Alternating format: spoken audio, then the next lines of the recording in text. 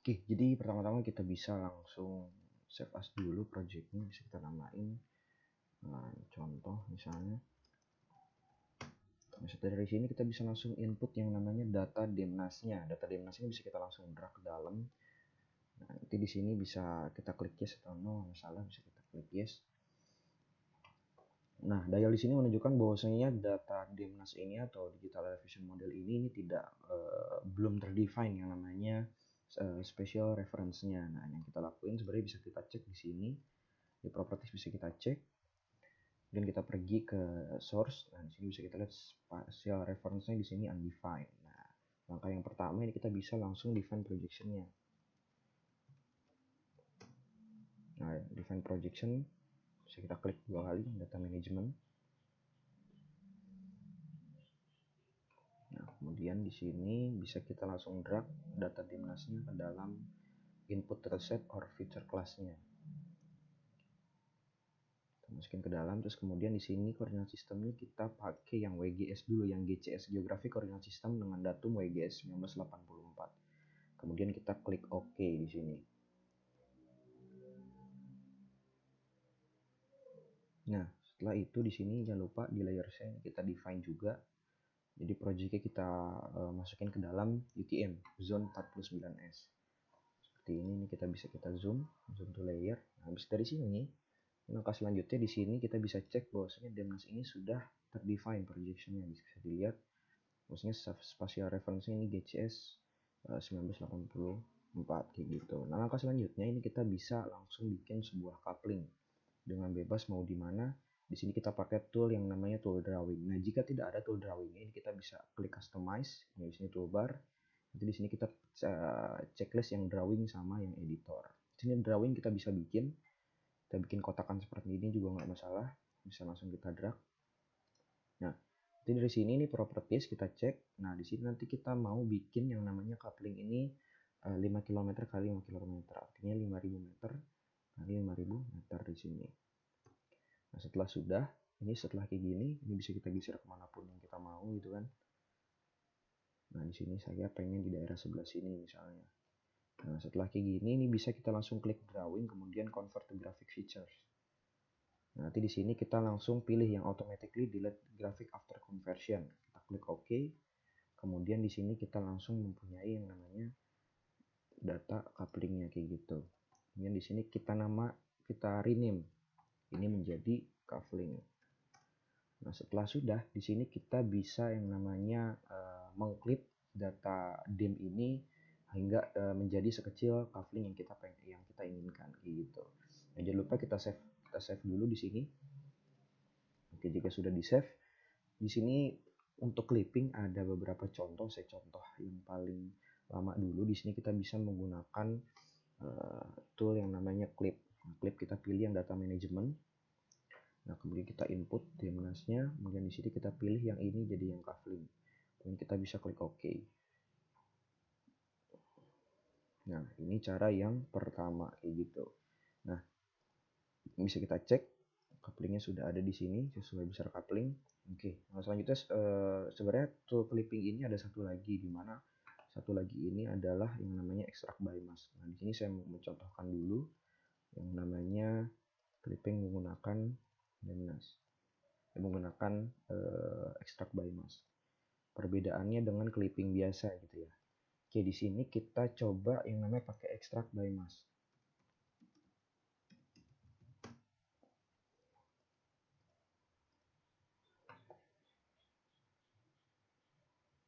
Oke, di sini kita bisa masukkan yang namanya demnasnya. Kemudian di sini kita pilih yang convert grafik yang tadi ini yang abstrak ini, bentukannya poligonnya abstrak. Nah, jika kita pakai extract by mask, dia akan mengklip sesuai dengan mask yang bukan rectangle atau bukan yang namanya bukan poligon secara teratur kayak gitu. Apa yang terjadi jika kita mengklip yang pakai tadi tool clip gitu. Misalnya kita pakai yang klip biasa tadi, mengklip yang di sini, data management, kita menggunakan coupling yang tidak beraturan ini untuk mengklip. Nah, ini kita bisa pilih yang demnas yang di atas. Nah, nanti hasilnya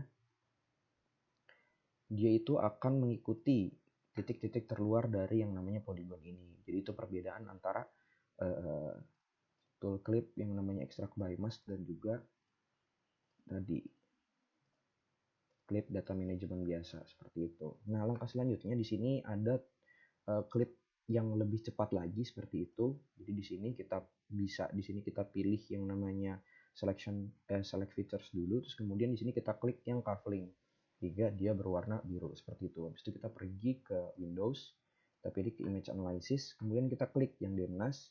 Nah, kemudian kita bisa klik. Nah, nanti di sini secara otomatis dia langsung bisa terklip seperti itu. Kayak gitu. Itu untuk cara clipping. Nah, oke, langkah selanjutnya di sini kita mau bikin yang namanya data kontur dulu seperti itu. Contour with barrier. Di sini kita bisa contour with barrier. Nah, kenapa contour with barrier? Karena kita mau yang namanya nambahin ada contour index di setiap konturnya seperti itu. Kita bisa drag yang clip DMNAS, nggak masalah. Mau pakai yang bawah, mau pakai yang atas. Cuman ini saya mau hapus aja yang bawah. Seperti itu.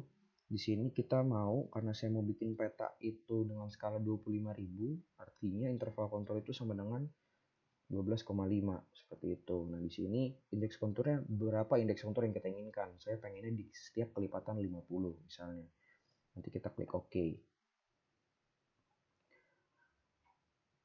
Nah, nanti di sini dia akan keluar. Oke, seperti ini. Nah, jangan lupa ini clip DMNAS tadi kita namain. Kita rename menjadi dem clip. Nah, kemudian yang ini adalah garis kontur kita namain. Oke, seperti ini.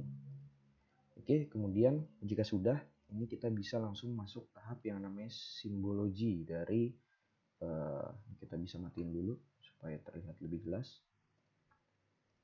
Oke. Nah, garis kontur ini mau kita simbologi, kita warnain gitu ya. Kita warnain di sini, kita bisa pilih simbologi, kemudian categorize, pilih yang unique value, kemudian kita pilih type. Nah, di sini out values. Nah, kontur dengan type 2 ini berupa kontur index. Kita bisa lihat dari mana? Kita bisa lihat di sini di garis kontur, kita bisa open attribute table, kemudian di sini lihat. Nah, di type 2 ini kelipatannya sama dengan itu 50 kayak gitu nih. Nah, ini 200 150. Nah, berarti di sini kita pilih yang type itu adalah kontur indeksnya seperti itu. Kita pilih type all values, kemudian di sini sebenarnya sudah ada yang namanya template dari ArcGIS itu sendiri. Kita bisa pilih di sini kontur yang warna hitam, kemudian yang satunya kita pilih yang tipis seperti itu. Nah, kemudian kita apply dulu. Nah, nanti dia bentukannya seperti ini jadinya kayak gitu. Oke, langkah selanjutnya kita mau membuat label. Jadi di sini kita klik dulu yang atas, kemudian di sini kita pilih apply. Nah, nanti di setiap label konturnya itu akan terlihat. Cuman kan seperti ini, setiap kontur itu memiliki labelnya masing-masing. Tapi di sini karena saya ingin rapi, saya hanya ingin menampilkan yang namanya kontur itu di kontur indeksnya saja seperti itu. Gimana caranya? Di sini method kita pilih yang define classes, kemudian SQL query. Jadi logiknya adalah saya pengen milih hanya kontur indeks yang punya label. Artinya di sini type ini sama dengan get unique values itu sama dengan 2. Kita klik OK, kemudian kita klik apply. Nanti di sini yang hanya timbul itu hanya kontur indeksnya saja. Kita bisa klik bold, kemudian kita klik OK seperti itu. Nah, di sini sebenarnya sudah jadi, cuman di sini kita tambahkan yang namanya hillshade supaya di sini jauh lebih bisa merepresentasikan dari kenampakan bumi itu sendiri. Ini sebenarnya banyak cara-cara untuk yang namanya bikin hillshade, cuman di sini saya pengen yang namanya hillshade secara multidirectional. Kita pergi ke Windows Image Analysis, kemudian di sini saya pilih yang DemClip. Oke, DemClip ini, kemudian saya pilih di sini di processing ini ada add function. Kemudian saya klik kanan, kita pilih yang DemClip. Ke DemClipnya ini kita pilih, kemudian add function, kemudian di sini kita pilih yang insert function, kemudian di sini kita pilih yang hillshade function, kemudian di sini kita pilih yang multidirectional seperti itu. Nah, sebenarnya di sini ini ada sedikit tambahan di mana ketika kita pakai ArcGIS versi di atas 10.6 ini kita punya yang namanya tambahan hillshade type-nya. Jadi di sini kita bisa pilih yang multidirectional. Kalau kita pakai yang 10.3 itu biasanya hanya ada pilihan yang tradisional seperti itu. Kita bisa klik OK, dan kita klik OK. Nanti di sini kita akan langsung terproduce yang namanya hillshade itu sendiri seperti itu. Nah di sini sebenarnya untuk kita bisa namain di sini, ini kita namain jadi hillshade multidirectional.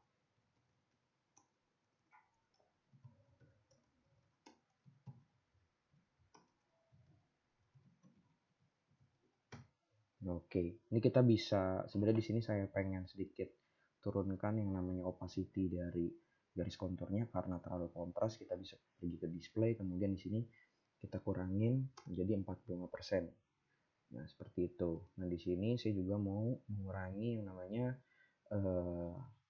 warna dari si labelnya itu sendiri. Ini saya bisa pilih, misalnya saya pakai yang warna ini. Saya klik apply. Oke, di sini warnanya sudah sama seperti garis konturnya. Oke, dari sini sebenarnya ini sudah bisa kita anggap sebagai peta topografi, cuman ada beberapa tambahan yang perlu kita tambahkan data-datanya seperti batas administrasi desa, kemudian sungai, kemudian juga jalan seperti itu. Nah di sini sebenarnya saya punya data ini kita bisa download di Indonesia Geoportal. Di sini saya mau nambahin administrasi desa, kita pilih yang shapefile. Di sini formatnya adalah shape source atau shapefile. Nah, kemudian juga ada jalan. Saya tambahkan di sini ada jalan. Oke, jalan kita pilih jalan yang LN atau LN ini adalah line. Kemudian saya pilih sungai.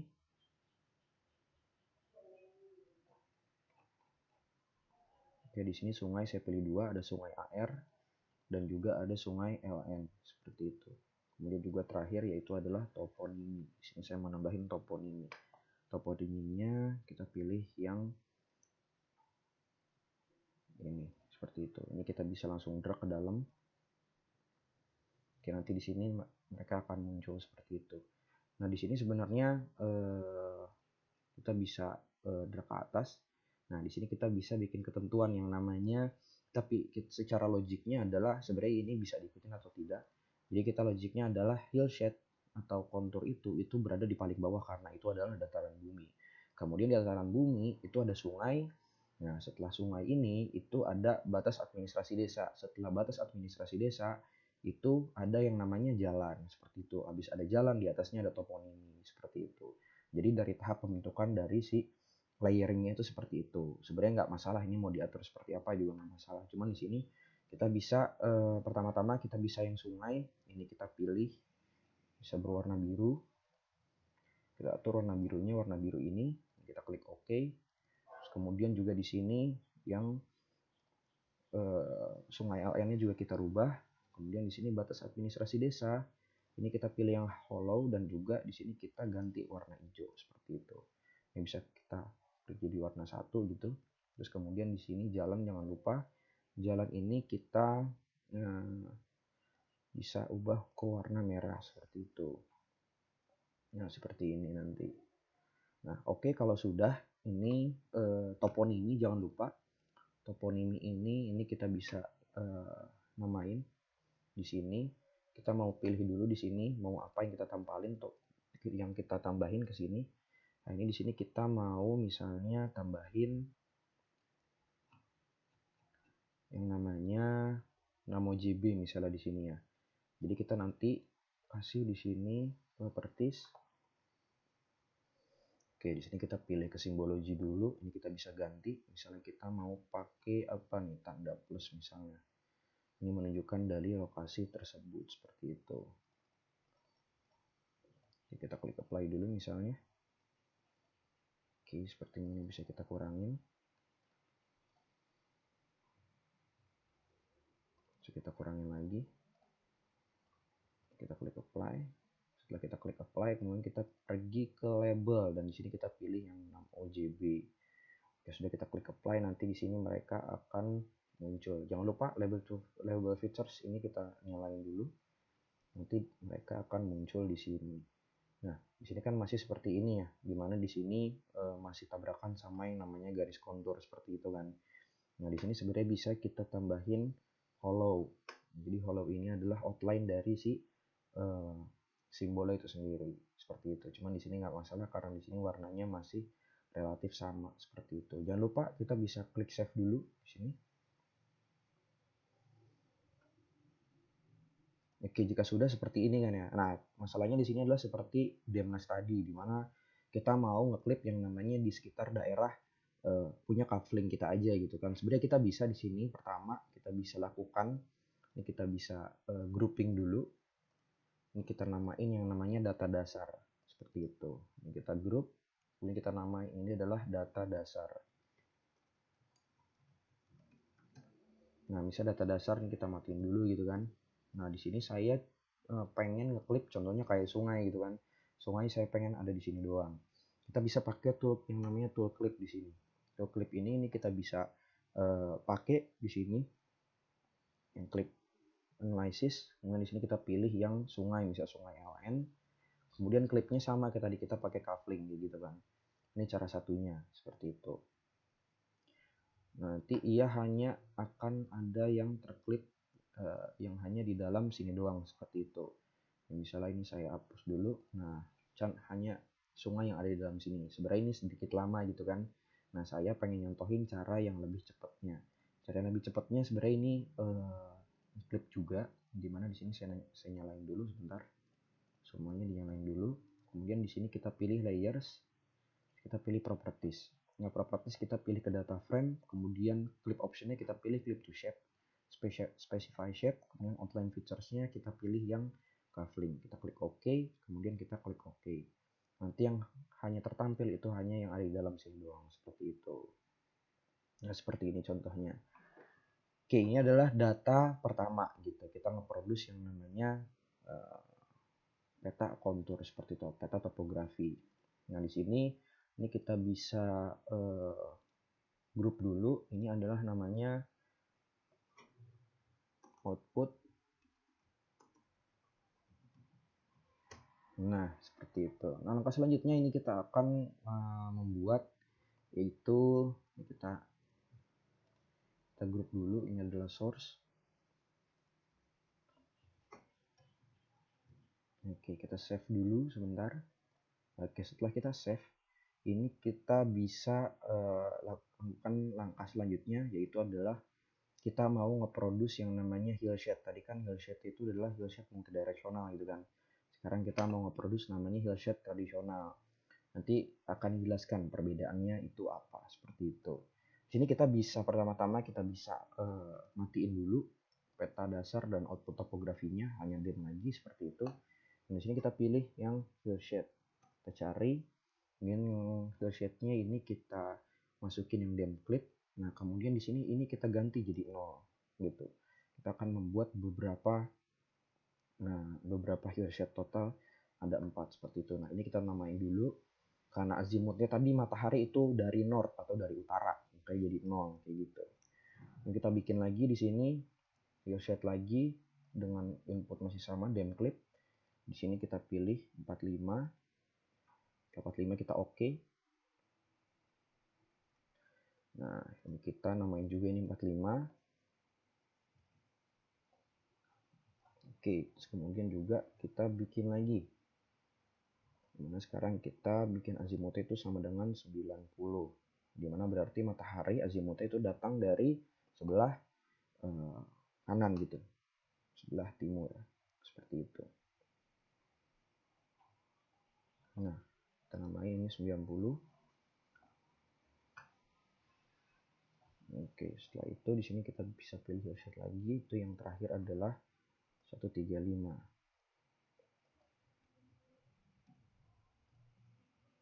Oke. Oke, jika sudah, ini kita bisa minimize juga nggak masalah. Yang hillshade ini kita rename dulu, ini jadi 135. Oke, setelah itu kita bisa pergi ke tools yang namanya raster calculator. Nah, setelah raster calculator itu di sini kita bikin rumus seperti ini. Tanda kurung, kemudian kita pilih 0 dikali 0,25. kemudian kurung tutup, ditambah 45 dikali 0,25, kemudian ditambah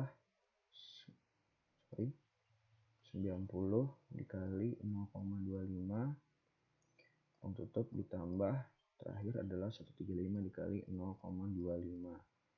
Seperti itu. Kemudian kita bisa klik OK langsung. Seperti itu. Nah, nanti di sini dia akan timbul hillset seperti ini. Ini kita bisa grup dulu. Ini adalah hillset source.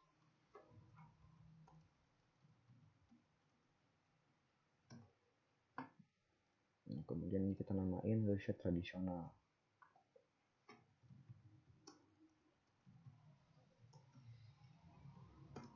Oke, ini kita grup, dimana ini menjadi yang namanya output hillset.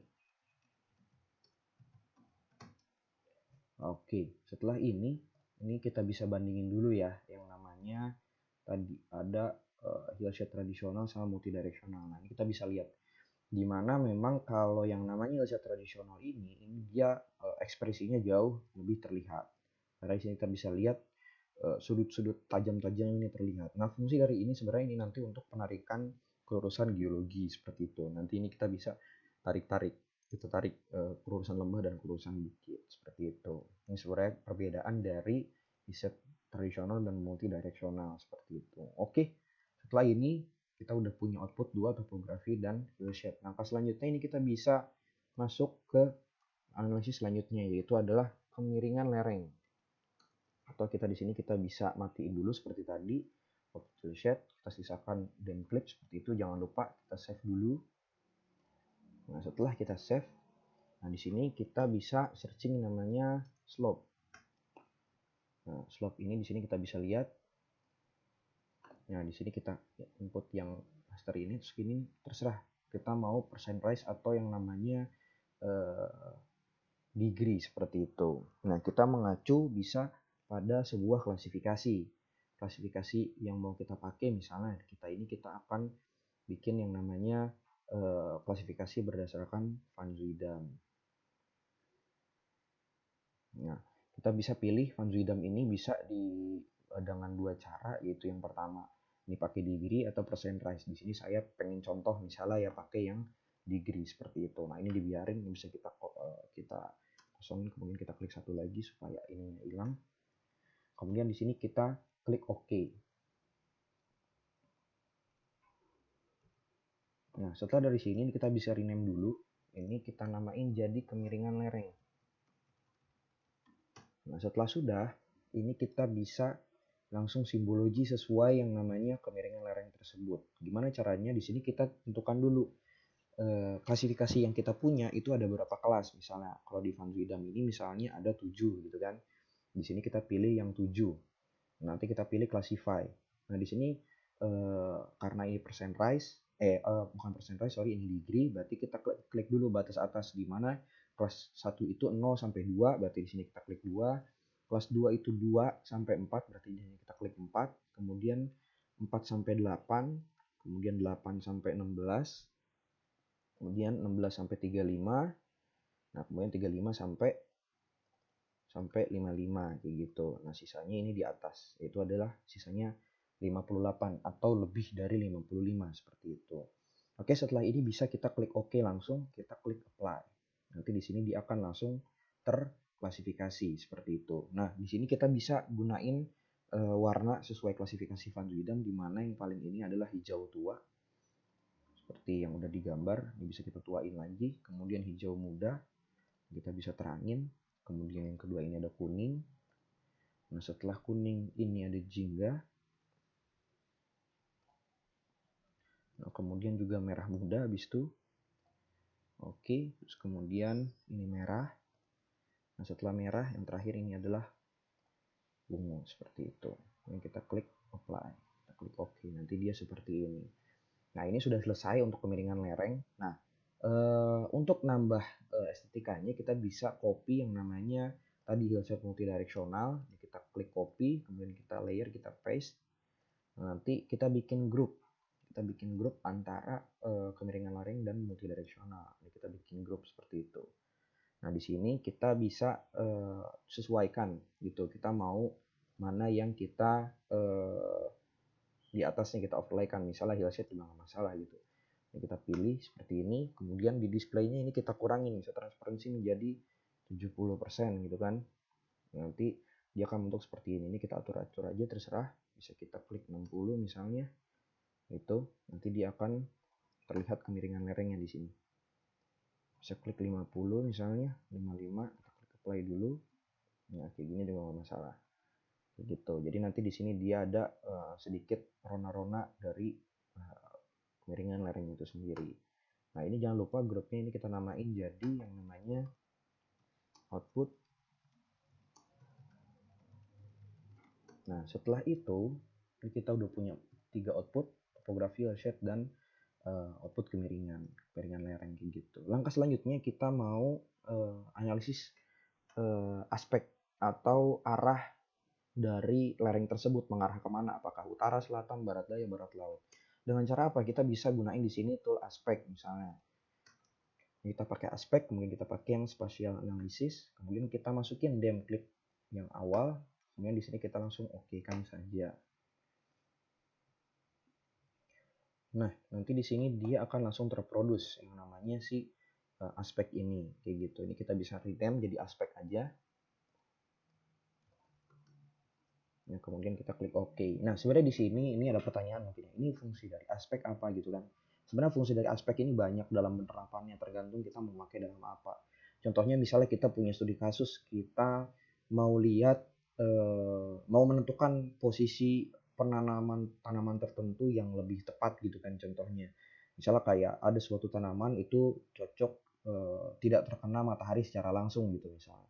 Artinya di sini kita bisa lihat lereng-lereng mana itu yang menghadap bukan menghadap ke timur dan barat, artinya utara selatan seperti relatifnya. Jadi dia memang tidak terpapar jauh lebih banyak dibanding barat dan timur seperti itu. Itu salah satu contohnya. Atau mungkinnya kita bisa masuk ke lebih ranah geologinya di mana ada korelasi dari sinar matahari terhadap lapukan batuan itu sendiri seperti itu. Itu sebenarnya contoh dari penerapan dari aspek ini. Begitu juga dengan kemiringan lereng, banyak penerapan seperti itu.